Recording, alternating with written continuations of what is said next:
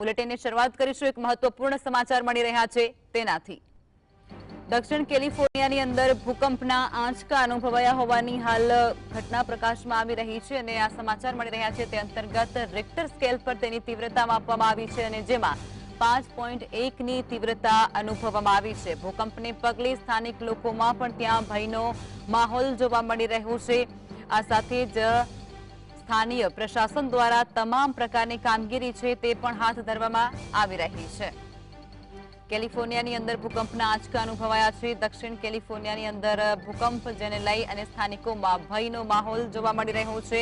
Richter scale પર તેની તીવ્રતા જે માપવામાં આવી છે તે અંતર્ગત 5.1 ની તીવ્રતાનો જે આ ભૂકંપનો આંચકો છે તે ત્યાં અનુભવાયો છે।